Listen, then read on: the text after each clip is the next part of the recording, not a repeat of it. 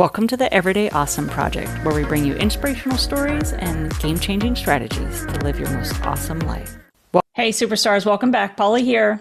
And Sam Pruitt, what's up, beautiful humans? Well, this episode is going live on New Year's Day, so we thought what a better topic than ever talking about healthy, happy living. People are probably looking for the latest fad and trend, and it's like we're going to take a little bit of a different slant on this today. It's about dispelling anti-aging and longevity and all these like money-making industries out there. We got a little Polly and Sam spin for it today, don't we?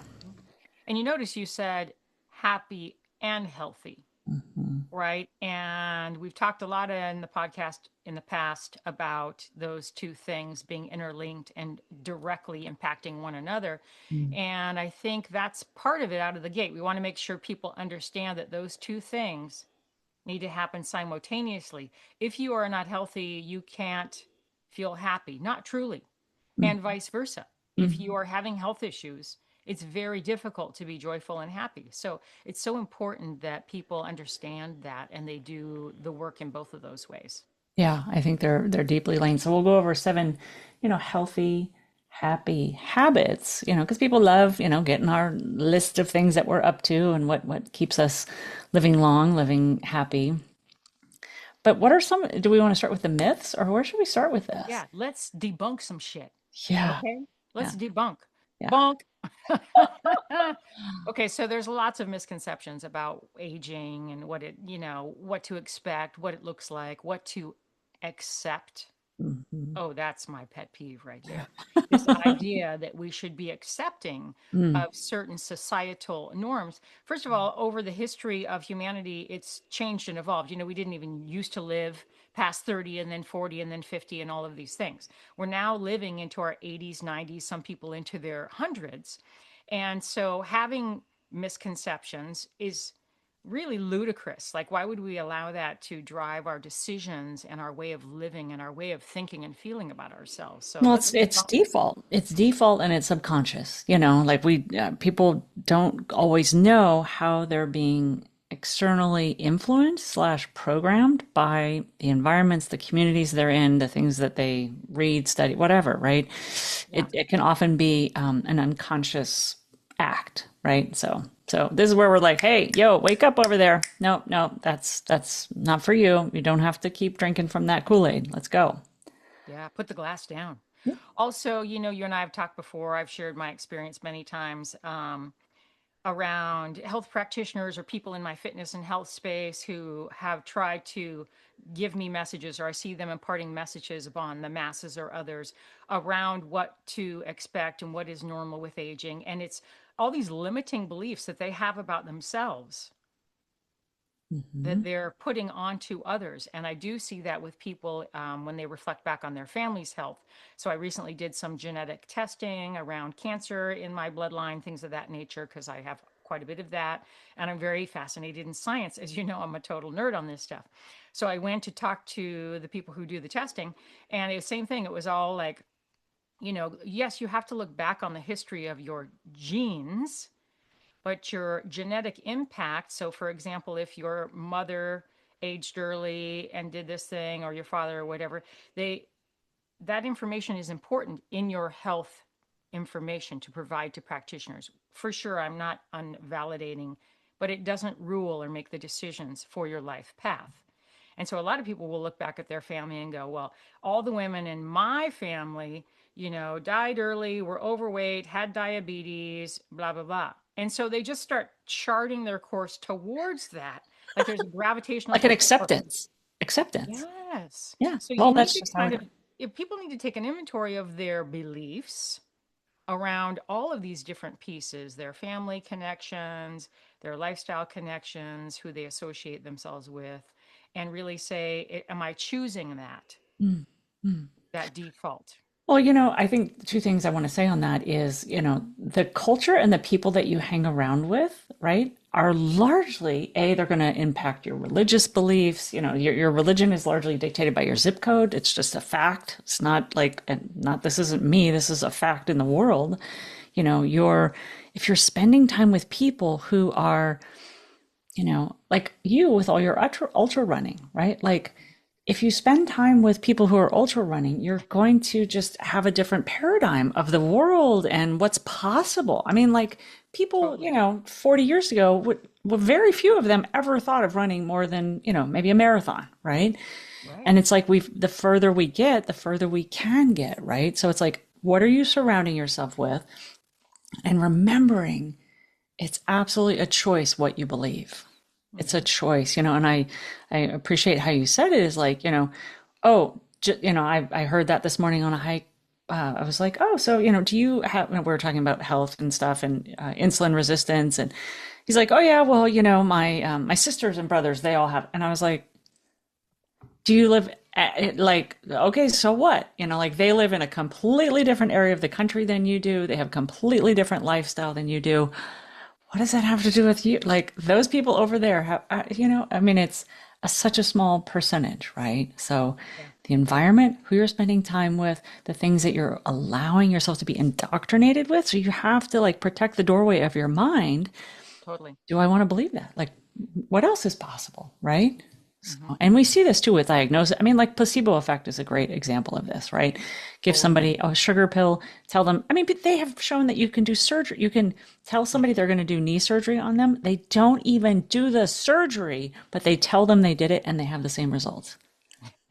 That's That's insane. how powerful these minds are in one way or the other, whether we use it for our best, our betterment or not. So, Hmm. Hmm. Basically, people need to carve their own path, right? We're talking specifically about like the difference in joy and health span and pursuing lifespan, right? And really, happiness and health are at the forefront. Let's talk about misconceptions of aging. I have some really fun. People have literally told me, oh, health and fitness professionals, that I should stop exercising or exercise less as I age. What the Tom effery is that? First of all, I immediately go, you have no idea who you're talking to. You're terribly confused. But also, don't be telling me this, and don't be telling any middle aged woman or human this. what kind of a prescription is that? What the hell? Yeah, right? Yeah. Exactly, exactly. Or that you should slow down. You hear that a lot too. Oh, it's time for you to slow down. I just am recovering from back surgery, right? I'm on 3.5, 4 weeks out from that. And I'm working out, they're small workouts, but 2 or 3 times a day.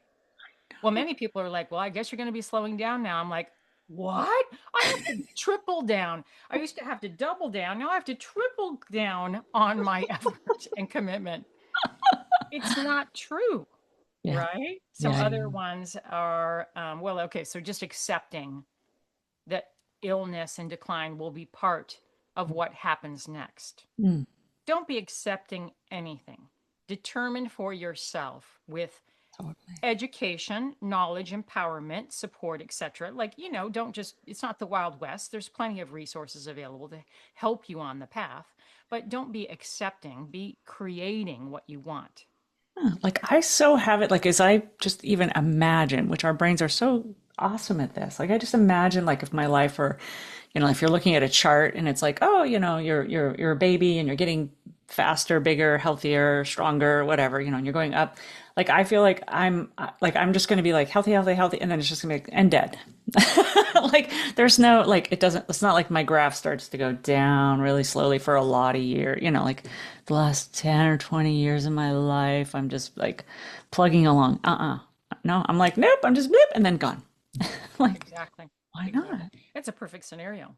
Yeah. Another one is the acceptance that people have around being isolated and lonely. Mm, mm. Creating, and they will do this, you know, not even consciously, but some people will consciously retract and remove themselves from society and less engagement socially and things like that. So, A, be aware if you're doing that or if you think that that's normal or that that's accepted, but it's not healthy at all. It's actually the biggest determinant of health is that connection, right? We've talked about that. Well, and we'll talk some more about that, but I just think, depending on where stage of life and stuff like that, and I just, in the leadership program that I'm in, we talk a lot about how this mind of ours is very isolating. It just is like it wants to, protect us and all these things. And protection isn't necessarily going out, right? So if you're, depending on the phase of your life, if you've had a career and you leave that career or you had, all this depending on, pre-COVID, you had a job that you went to and now you're whatever.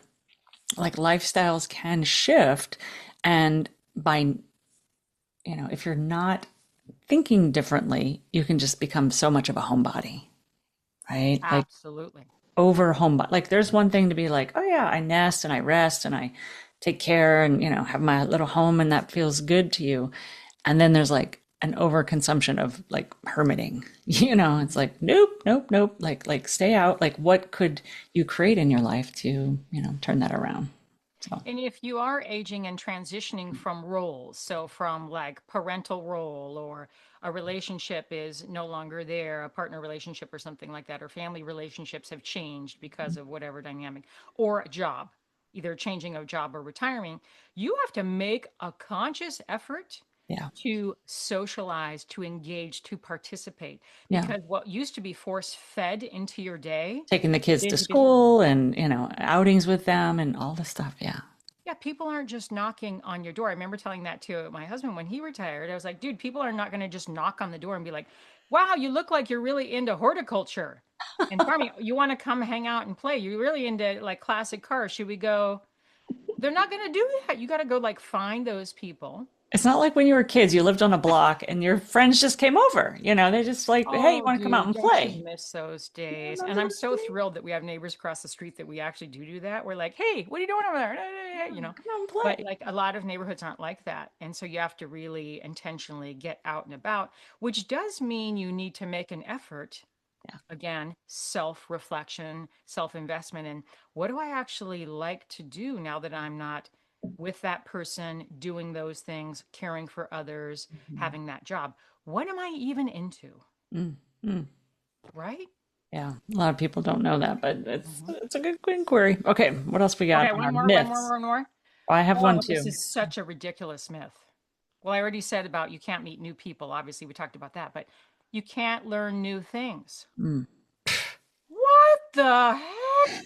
I'm literally like getting a new certification, reading probably 2 books a week. I listen to, I don't even know how many hours of podcast content a week. Like, Yeah. I blow you up, girl, and I blow up all my people I care about. I'm like, You're I growing more than gotta. you're probably learning more than you did and as a teenager, when you were like force-fed school hours and hours a day. You're like, I Well, can't get enough. Like you would 100%. I'm enjoy learning that. You 100%. I'm learning more than I ever learned in my youth. I didn't learn diddly squat. yeah, Okay. yeah. And even in my young adulthood, but you can learn. Oh You yeah. might learn differently. You might learn at a different pace. Definitely my pace of like taking knowledge in and absorbing it. Like again, with this certification under Dr. Stacy Sams, I'm going way slower and I'm having to like reread and re-listen and retest or whatever. I didn't probably have to do that before, but who cares? Who Mm-hmm. cares? Mm-hmm. You know, it's So so rewarding. yeah, yeah. So old dogs can learn new tricks for sure, for sure. And the one I heard this on a podcast recently was talking about the whole beauty industry for especially anti-aging, Hmm. and it's all about these little lines on our face, wrinkles, right? And it's like how to make it fluffier and less visible and it's like wrinkles are wrinkles, man. Like all this money that you're spending and all the things that they want to tell you, right? Like you're like what is it that about that we don't like, right? And I think one of the things I was telling you is this over emphasis in our Western culture on youth, Yeah. Hmm. right? And Like this, beauty and beauty. yeah, we Hmm. just over, well, and the definition of beauty too, right? Yep. So, like Yep. a definition of beauty tied to youth, not tied, I mean, because there are magnificently beautiful women at all ages, men at all ages, has nothing to do with like the number on your birth chart, right? Or your, birth certificate. So, just knowing like not focusing on that and not being afraid of what shows up on your face or your body or whatnot. It's like, oh, like new things that, I talk about girlfriends with and like, oh yeah, yep, got that too, It's like, Yeah. welcome to the club. Like, welcome to the club. Like you talk about the wisdom of your gray hairs, right? Totally. Totally. I got so much self love and self acceptance going on in this hairline every day. But yeah, your body is going to age from a cellular perspective. It is a normal part of aging. You can do a lot of healthy things, and we're going to get into those habits next to help those cells autophagy of the old cells that you do want to eliminate from your body, but then an actual building of new cellular tissue in the body and Yeah. more mitochondria and all the things that we want for our brain and body. But this whole idea, this anti-aging industry, and really the media just gets behind it, right? It's tons of money to pump up and fluff up and buff out, if you will, our life. Mm. Mm. Like I look a certain way. I just look like this. Is there some reason I shouldn't be proud of how I look over my lifetime, right? So is it Right. like, well, I was cute when I was younger, but now, that's just totally nuts. That's Yeah. totally nuts. The Yeah. self love and self acceptance muscles that Yeah. people have are really weak, and we need to really strengthen those. Well, I think something I heard, and I hadn't prepared it for this, so I don't know if I'll get it right, but it's like one of the most appealing or radiant or sexy things I've heard for women is confidence. Oh, totally. Right? Totally. So it's like, it's not Yeah. the cream that you put on your face or the color in your hair or the whatever. It's like a woman who owns her body and herself and her expression. Like, you're just radiantly confident. It's like you walk into a room, it's like, it's all of me. Hello. Right? Hmm.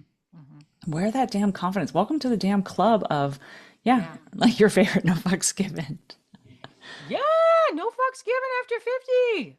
Yeah. For sure. And then one more thing is about this anti-aging is like society and really commercialism in the industry will try and create an environment, a sense of lack or urgency around us spending money to not feel like a burden on society or on our family, or not feel like, we're creating some sort of need disparity. Like I hear a lot of people like, I don't want to be a burden on my kids. I don't want to be a burden on society. Like there's this, I'm not worthy of love and care and connection and investment in my health and happiness as I age. Like I'm just going to be put in a home or put off somewhere to the side. That's totally ludicrous to me. That person, the aging person, has so much to offer. Mm. The family unit, their community, their society. Frankly, they're brilliant. They have a lifetime of experience. To Mm-hmm. share the amount of resource that is available for mentorship and for connection is Yeah, tremendous. totally. Totally. Nothing that a 20, 30, or 40-year-old can even touch, but we very rarely talk about that. Hmm. Hmm. And I think it's very our culture, because there are cultures definitely in Scandinavian cultures and I think some Asian cultures where absolutely it's a village. I Yeah. mean, they don't live in this, put the old people out to pasture kind of feel. No way. Not in 100 years. No. Like, and in some, I was reading about one culture where something about the way that they earn their money and they plan for it is like, your peak earning years, let's say your midlife, whatever that middle phase is. So your younger years, you aren't really working, you're educating and how that looks. So the middle group is helping support that group.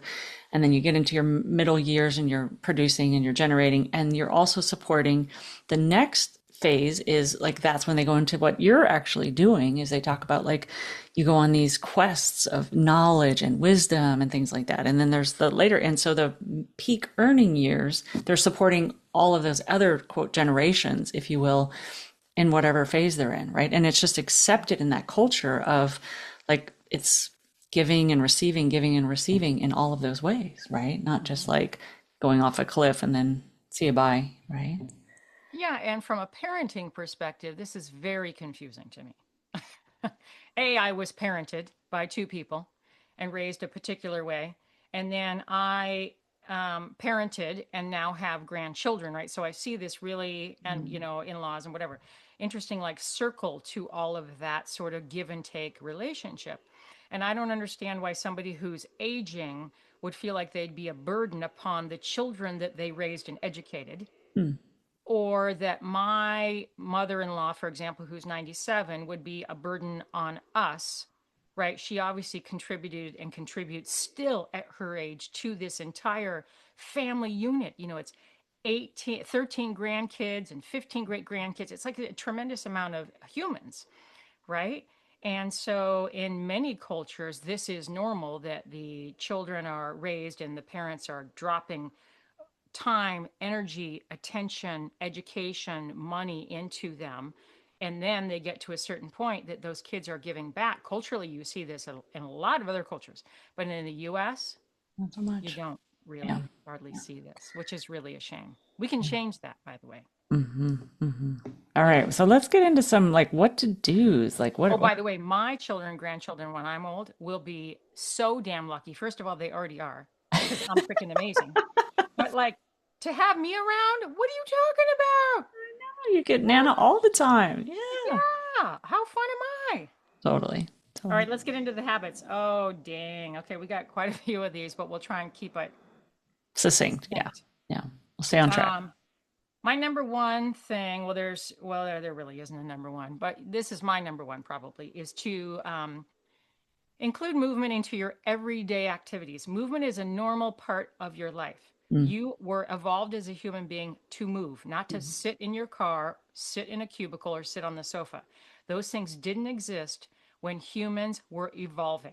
Okay, so now we're devolving because we have decided to sit and then sit and then sit and then sleep. So, all the health impacts that we're having are lifestyle health impacts. Yeah. Yes, there are some environmental elements that are contributing, but it's primarily lifestyle choices that Mm. are determining the health, the wellness, the longevity of the human being. So, movement. What do you think? One of the things we talked about before we aired is like looking at. So I like the study of the blue zones for some things. I think there's definitely things about the community aspects and the relationships and some of the, they are very plant-based and, timing of day of eating meals and things like that. But one of the things I studied was in blue zones, people move roughly every 20 minutes. Hmm. Hmm. Like think about that, like moving, not just like moving the pen across the table or, reaching for your cup of coffee, but like they're not working out. We're not talking like they like jump down and do push-ups or something like that, but like movement is incorporated through their day, doing stuff. So I think, their environment nudges them to be active and doing things. So like what could we just like thinking about that? Like how could we not just sit in one particular motion for too long, right? And I don't know if 20 minutes is practical. I do like getting in focus work sessions. I usually, can get into like a zone of like 50 minutes and then I'll do a 10-minute timer and just like, okay, get up, walk around. Like, and part of it too, I don't know, as the eyes age is, shifting from, let's say, looking at a screen that's so far away from your brain or whatever, and you're looking at type font or whatever. And they talk a lot about like, and then looking up and out a window, right? Or looking further away. So like shifting that eyes, keep that eye muscle active. So it's like looking little, then looking far away, so. You know what else this does? I want to reference Dr. Rhonda Fitzpatrick. I'm a super fan of all the work she's doing in this space. Dr. Rhonda Fitzpatrick, she has a great podcast. She's amazing. But one of the things that happens specifically to what you're talking about is this really focused visual line of sight, the blue light and all the things that we're experiencing, and then shifting your gaze to the horizon, the outside, Yeah. is nervous system regulation. That down regulates your nervous system. The When horizon I is. heard that, I was like, what the hell? Hmm. Hmm. And it made perfect sense to me because I feel so good in nature. And one of the reasons I feel so good is because my nervous system feels safe. And the reason it feels safe is because I can see the vast expanse. Think about the evolution of humanity. Hmm. Hmm. Okay, if you're hovered in your cubicle waiting for someone to come behind you, the boss or whomever, or in your car while people are speeding 80 miles an hour down the freeway, or any of these very small, isolated spaces, it is anxiety inducing. Mm. I would definitely prescribe the every hour. So on the 50-minute mark and set yourself a damn timer. Okay. And anyone who tells me they can't do this, they need to call me and we're going to talk about it because I will help them figure out a way to do it, right? There's different ways to do this. But the simple is like, okay, every 50 minutes, set a timer, get up. Dr. Fitzpatrick, Rhonda Fitz, she's the one that calls them exercise snacks. So you're getting up and you're doing a snack of 20 air squats or a hot lap around the building or the block or whatever. You're moving your body to, again, regulate your nervous system. But from a physical perspective, cellular health perspective, critical, Mm, critical. Your cells are literally getting poisoned, if you will, with so much cortisol and insulin and all these things. It's just trying to process all these hormones and all mm, of these substrates that we're putting into the body. And it's very difficult to regulate any of that in a sitting position. mm.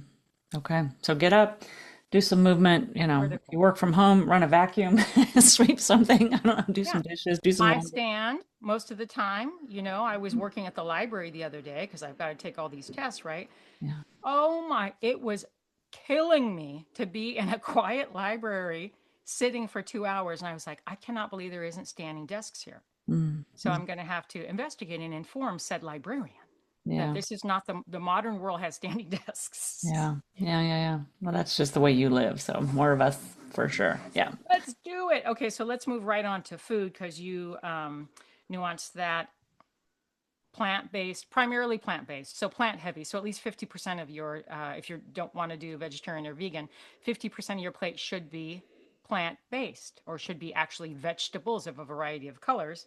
And then additionally doing some protein, so beans or a lean meat if that's what you're choosing to do, or fish, and then whole grains. So a whole food diet. Again, this seems like health 101, but Mhm. in a processed, fast moving world, we've decided that food isn't all that important. And it's the building block of everything you see standing in front of you, including my brain function and Mhm. my eyes and my emotions and my energy and all of that stuff. Imperative, right?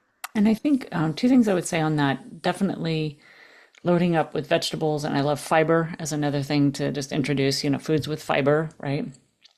And I think this grain thing, like, I don't know. When I did that glucose monitoring, there weren't many grains that were good for my glucose except quinoa. So, and quinoa is a protein source as well. So I'm just like a super fan of, like, when it comes to grains, I just go quinoa. That's what that means for this girl, right? And the other thing is as close to the source as possible. I'm not sure how quite to say this, but like there's so much processed stuff. So if it has a good long shelf life, avoid it, right? Like if it can just stay in that store or stay in your cabinet for a long, long time, avoid it. We haven't totally found out, I think, what canned things are doing to us yet, but I have a feeling there's something.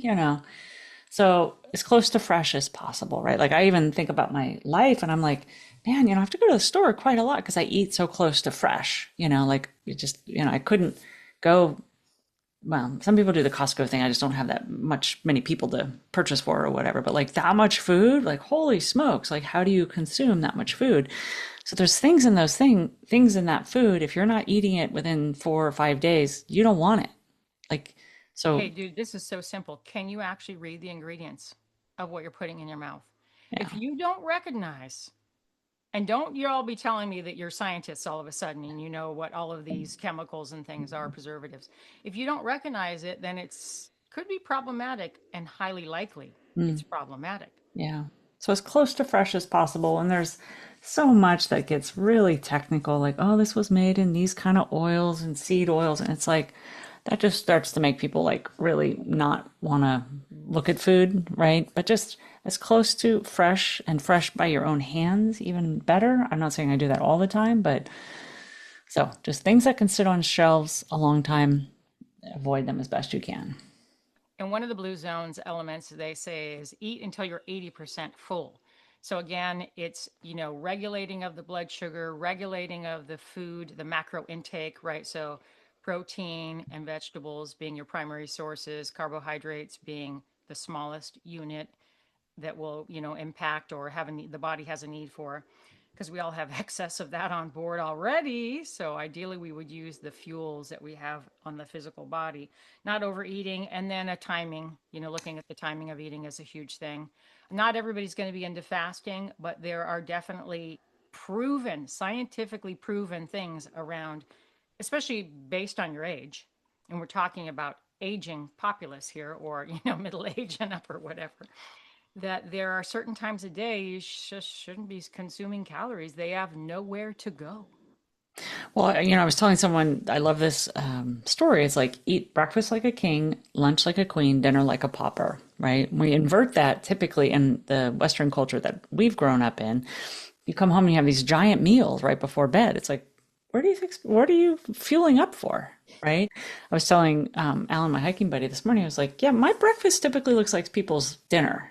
It's got like quinoa and Brussels sprouts. Like my breakfast looks like a lot of people's dinner, right? And one of my other things is, can I get vegetables on every meal? Like, where's the vegetable? And preferably I say, where's the green in every meal? Right? Like, where's green? Where's green? Like, can I put something green in this? Whether it's little, like little sprouts on top of something or whatever. Gut microbiome, baby. Mhm. Just Alcohol, mm. limiting the alcohol. Or That's a eliminating. huge Yeah. thing. Mhm. Limit or eliminate. Yeah. Yeah. Well, in the blue zones again, they prescribe red wine. They said I red wine is, da, da, da, da. Yeah. So there Too many are, sulfites in our wines these days. No, we have too much. That's well, because of where, culturally, yeah. many people have some kind of experience around that for some reason, and that's fine, whether it's rituals or cultural or whatever the thing is. What you and I are saying is like, examine. You just spoke about the quality of what it is, so that's enormous, right? I think of like a bottle of $2 Chuck, which was the Trader Joe's wine that first came out, the red wine, and it was $2 a bottle, versus like an organic, maybe sulfate free or whatever red wine over here. Yeah, I get that that's $12 and that's $2 or something like that, but you're putting it in your body. Right? The Blue Zones is big on those things because they feel like there's a sense of ritual, family, and connection around the Mhm. drinking of the wine, not like going out and binge drinking or partying or drinking late. Again, pure sugar. It's so alcohol is a toxin and it's a sugar. Mhm. There's no nutritional value go in that glass of anything that you are picking up, right? Mhm. So if that's going into your body at whatever after the sun goes down, good luck sleeping tonight. So all I would say to that, as I was out hiking this morning is, whatever we assign pain and pleasure to is a choice, right? And so culturally, like you're talking about in blue zones or wherever, Totally. this assignment of consuming alcohol as like a pleasure, whatever. Like, yeah, there's a placebo effect in that, and there's a contrary effect is like it's a toxin and it's got sulfites in it or sugars and stuff like that. So Right. just Totally. intentionally create like, I have a apple cider vinegar drink that I enjoy and I've replaced it with my evening like glass of wine or whatever. I get so much pleasure. I'm aligning my energy and my what I assign pleasure to something that I know is good for me. Like it's better for me than any alcohol. So it's So this is so funny because we haven't even talked about that, but I started doing apple cider vinegar as a gut primer before my meal. Mhm. I'm not so in love with it, Yeah. but I do see the benefits of it and how you could make it like a mocktail or whatever. But you and I didn't even talk about this, and it's hilarious that we're doing it. Yeah, totally. Gut microbiome. Okay, other habits belong to a community and engage in it. Okay, Address your emotions. so three things on the happiest people out there. I'm like, can I just drop a couple Yeah, of bombs? totally. Okay, so I just had these I want to drop in here. Okay, so three habits from Harvard studies of like the happiest people is, let's see. Oops, sorry. Hold on. They prioritize high quality relationships. Hmm. They live with purpose and alignment, and they practice daily emotional hygiene. Hmm. Okay. Okay. So go for it. But yeah, talk about relationships. We'll come back to those as well. Well, so the first one is that sense of connection and belonging Yes. in the world, right? And unfortunately, I do think that people are still working out the post-pandemic, isolation and way of retraction and, all of that stuff. And the politically, there's a lot of chaos and whatever. So people are responding to that. I'm saying that it's going to take work to like overcome that, but it's imperative because it is critical Mm, to your health mm. span. So your literally the physical health of your body. And then of course your happiness scale. Yeah. Yeah. So they say that deep, consistent, okay, first word deep. We're not just Hmm. talking superficial ass stuff like, oh yeah, I just show up at the gym and there's people there. That's not Yeah. what we're talking about. Deep, consistent, meaningful connection is the single strongest predictor of lifelong happiness. The happiest people invest in friendships, nurture partnerships, cultivate communities that help them feel seen, supported, and understood, right? Warm Yeah. relationships protect your mental health, your physical health, and even your brain. Yes. So good, right? Exactly. And this doesn't, and some people say, well, I have my family, and it's like, it's not necessarily where we're talking, deep, meaningfully connected, depending on the family that you're nurturing and around and what that's like. Especially, I think, I was having a conversation with someone about how, when I've studied relationship therapy and stuff, they say, years ago, we had these communities, right? And so like women would have, you know, women friends and this and that and what, and all this stuff. And we've really shrunk that down to you go to a job and then you come home to that one person and your family or whatever. And it's like you rely on that one person to be everything for you, to be your lover, to be your play partner, to be your, oh, okay, Confidant. cry on your shoulder. Can you provide for me? Can you, all this stuff, right? And it's like, is one person designed to give us all that, right? It's like we need to expand that out. And I think that's why women, and you see this in men too, they have these little coffee clubs or book clubs or knitting clubs or women's circles or whatever it is that gives you something that you don't have to just get it from that one person. Like that person's like, go to your bike club or go to your hiking thing. Exactly. And you create circles with intention for this reason because people are starving. Yeah, They are malnourished in this area. yeah, Deep connection, deep, association and relationship with others where there is that camaraderie, shared values, positive energy, place to have confidants and things of that nature. And no, it is not your partner's responsibility. Hell, they can barely take care of their own stuff. I wouldn't want to be that all for somebody, whether it's my children or my spouse or a family member or whatever. yeah. That's not okay for that additional burden to be put on others. That's our responsibility. It is. I have just one of the gals that was in the Come Alive program, and we did it. We did it. It was originally 8 weeks, and we extended it, so it became 15 weeks. Oh, wow. 15 weeks we were together total, and so Mhm. now I'm running the Return to Light right now as we record this, and the group we had our last call sometime maybe 30 days ago almost, and they're still texting with each other. They're still like sharing wins. Like, one of them in the beginning, we did some identifying, like, what do you want? Whatever, and then it was like, and one gal wrote down, like, own a house in March of next year. And that seemed like so far off. This was like in August or something. And it was like, yeah, I'll do it. And I was like, why don't you move it up? Why don't you say by the end of the year? She just got the keys to her house last week. I That's am freaking not even awesome. kidding. Yeah, she was like, she sent a video. She's like, look at me in my house, whatever. We're all cheering her on, right? Like these communities, these connections can go on. You're saying, like people crave that and really. And she said in her text to us when she shared, she's like, there was something about being in this group that I was able to have this happen and like push past things that would have gotten in my way ordinarily, or just have the courage to, or, and like pursue that instead of like, oh yeah, someday. Right. And now she's freaking living in her house. Yeah. Right. A lot of it in my observing of myself and other humans is people get trapped in their own head around these limiting beliefs or these ideas or these walls or barriers.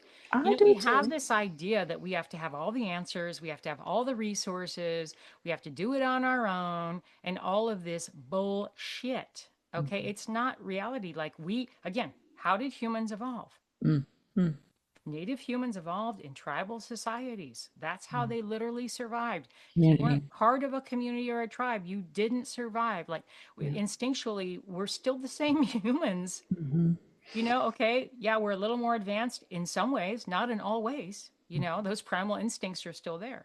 Yeah. So keep those people that you love close to you. Nurture those deep, committed, connected relationships in whatever way that looks like, and your life in various phases can be more or less connected to those communities, depending on, you got soccer every weekend and, I mean, things can be quite consuming, but have some core deep relationships, even if it's like four women that have a lunch date or something like that, you know? Okay. You mentioned the having purpose and having why. Yeah. And I want to just attach to that the learning, using your brain, Mm, continuing to use your brain to explore your why, mm, right? So your why is a sense of purpose. Why do I get up every day? mm, mm, Why do I have structure to my life? mm. Right? To my days, to my time, to my calendar. I see a lot of people, once they retire, they want to throw away the calendar and eliminate any sense of obligation and any sense of structure. And they're like a wild, uncaged animal for a hot minute. And then they very quickly are just sitting on the sofa. I was gonna say they go out to pasture, and what do cows do at pasture? They just get fat and hang out. It's like no, no, Yeah. no, no. Well, I had the benefit of, I did my had my midlife transition, not midlife crisis. Like sold the house, jumps in the RV, all that stuff. So after 90 days of driving around an RV and doing whatever the hell I wanted, I was Mhm. like, I want to go back and get up to stuff. Right. And I hear this. I just heard somebody's like, oh, she retired. And, da, da, da. And I'm like, she's going to want to be back up to something. Like it's Yeah. just how we are. Like, not like the same way though. Like there's so much of the way we come out of high school, college, whatever is like, I was asking someone this morning, I was like, well, if you had to do it over, would you have chosen that career? And it was like long, Silence. long, painful pause. I was like, okay, I get it. So like, all right. So when you shift into some other phase or like what you want to do after quote retirement, or if you just want to choose your life deliberately, right?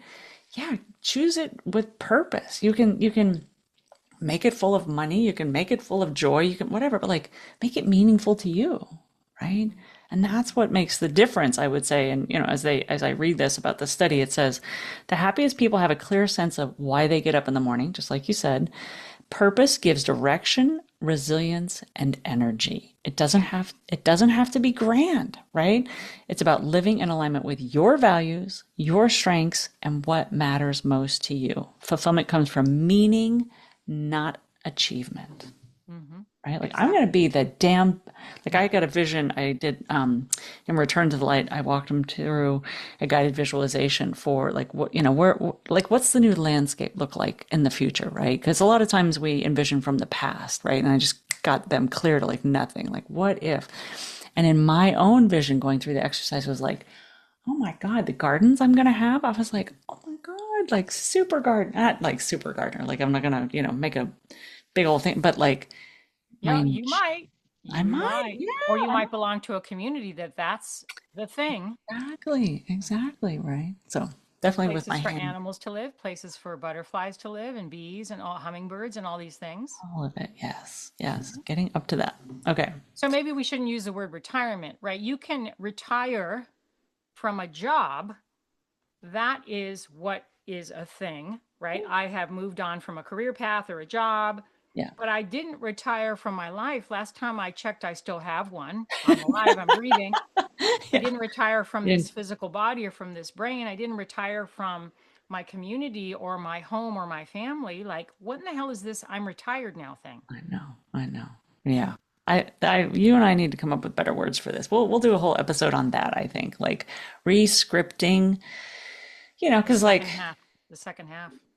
depending on what that is, and when I read the 4 Hour Work Week, it's like mini retirements, like inside of your life. Like that's what I feel like I've been doing. Is like, oh yeah, like don't put off, till someday, like 65, and then fall off a cliff, and then 6 months later you're in, my cousin right now, was working for government, high paid Pentagon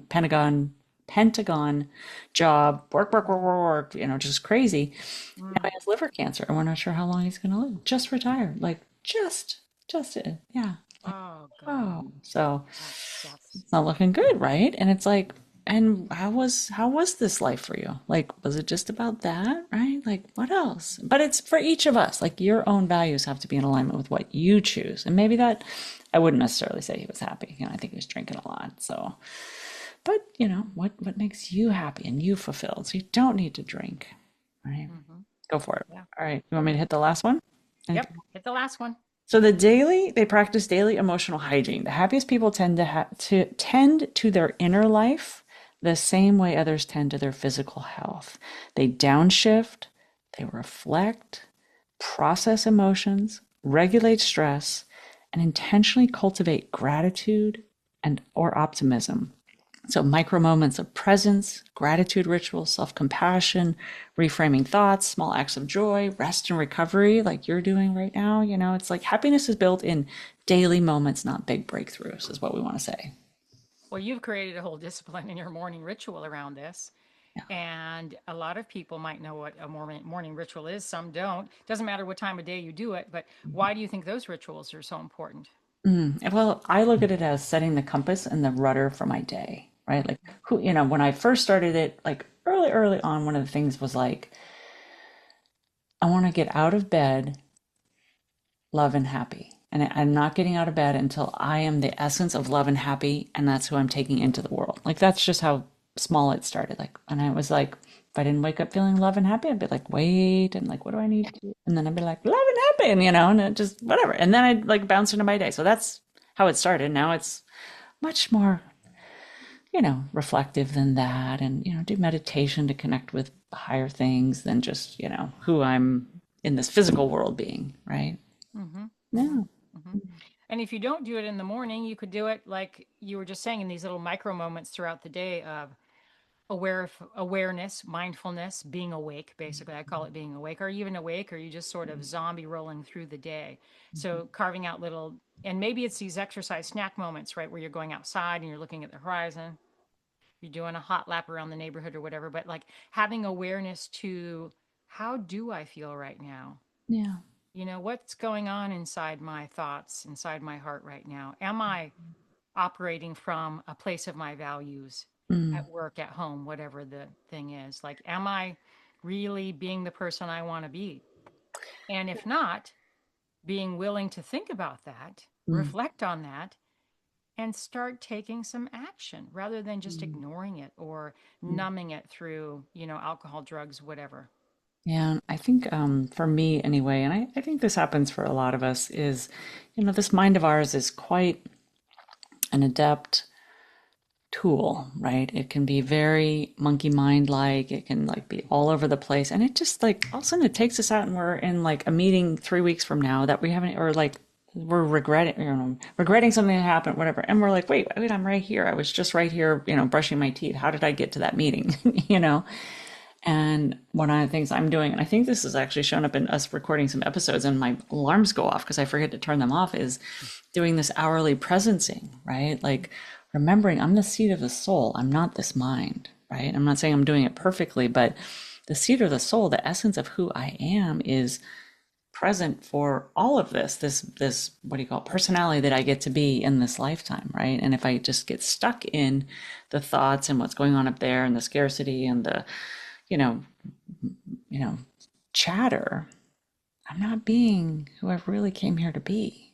Mm-hmm, I'm not mm-hmm. present to like all the magic and the miracles that are here to see, right? I'm in the regrets, I'm in the doubts, I'm in the whatever, right? It's like this mind is not a good place to hang out in.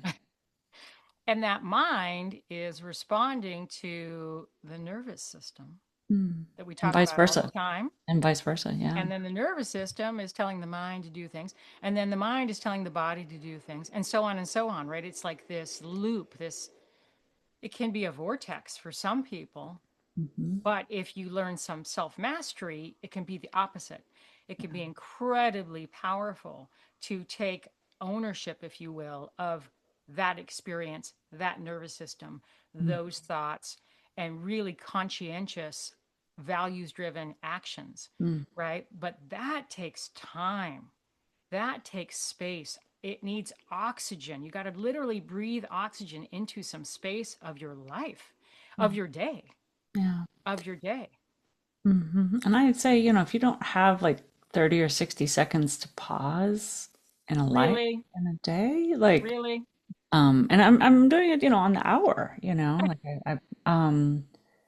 I think, you're going to get to the end and have more regrets. I think you're going to miss a lot, I There's a think, very famous Buddhist saying about this, so I'll just interject it because it's quite hilarious. And basically, the layman goes to the Buddha, like, well, how long should I meditate every day, right? And the Buddha says, oh, okay, well, how about start at, 10 minutes. And the guy says, I don't have 10 minutes. And he goes, oh, okay. All right. Start in an hour. In other words, if you don't think you have 10 minutes, you are in such bad shape. Like literally, this is on fire, this work for you, right? The Yeah. calming of your nervous system, the regulation of your body systems, of your thoughts, of your Yeah. ideas. You need to carve out 10 times the amount of time. Mm. So that's how this works, people, is if you're going around saying, I don't have the 5 minutes. Now, everybody does, by the way, because they're going to it. There's in between spaces of our life. So just to get like operational from a perspective, right? Yeah. Whether you're parenting or working or whatever the hell your thing is you're doing, there are in between moments. Hmm. You have a morning ritual that is so exquisite and beautiful and rich, and you have curated this for yourself and you know the power of it. For somebody just starting, it could be as simple as, can you just get up 20 minutes before anyone in your house gets up? Why are we setting the alarm and then immediately having the same alarm for our partner or our children or whatever? So everyone's getting up at the same time and it's total chaos is reigning in the house. Yeah. Don't do that to yourself. Or if you're going from appointment to work or picking up kids or whatever, again, that car space. I used to do this a lot when I was raising kids and also self employed and doing a lot of, whatever community shenanigans. My days were really full. So I would literally, with great intention, carve out car time. My Mm. car was like my sanctuary. Yeah. Yeah. I it's kind of hilarious. I a little bit lived out of my car. Yeah. And I just found such space and calming and I would park somewhere by the ocean or whatever. Transition Park. time. Yeah. It's really good transition Yeah. time. And Yeah. I would chill the fuck out. And sometimes I would literally just close my eyes and be like, I got nothing right now. Mm. And Mm. I don't want to go into the next thing with Mm. my community, with my family, with my team at work or whatever, Mm. offering nothing. Mm. No, I did want to say something that was just sort of like I'm hearing in the back of my mind, that I feel like I want to share with people about my morning routine, and I have been an early riser. Mm-hmm.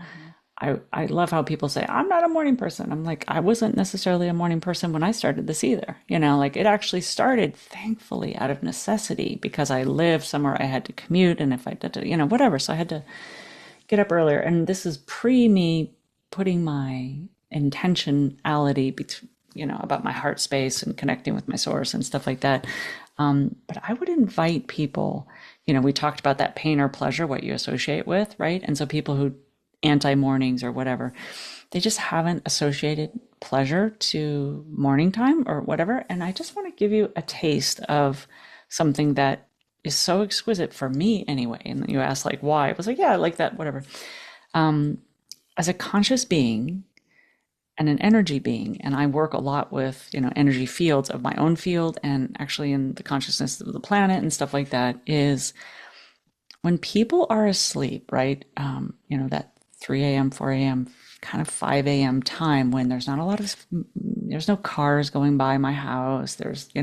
People aren't stirring, that kind of thing. You are tapping into a field before all that other consciousness is back in the field, right? So like your energy can like really be expansive and be out in that field while all this other franticness and all the minds are awake, if you will.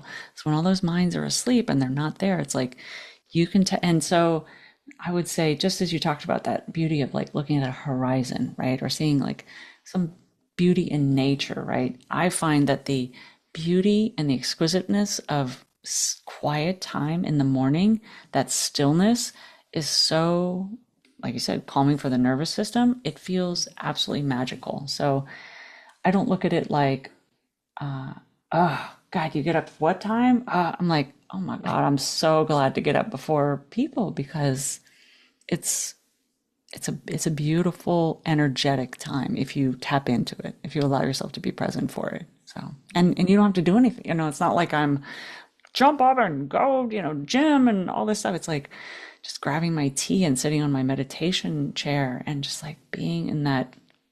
There's not a lot going on in the world right now, right near me anyway. On the other side of the planet, sure, but like energetically, like my aura kind of thing. I love that. Yeah, it's like none of the channels are turned on yet. If you think about the TV or the internet, like back in the day when I was growing up, there was no TV at night. The channels went off and then they didn't come on till the morning. Isn't that bizarre? I don't Very remember quickly, I was that. just Wow. little. I Wow. was just little, and but that's like how our parents grew up for sure. Mm, There was not TV 24 hours a day. There wasn't a stream of constant things coming into the yeah. energetic fields, right?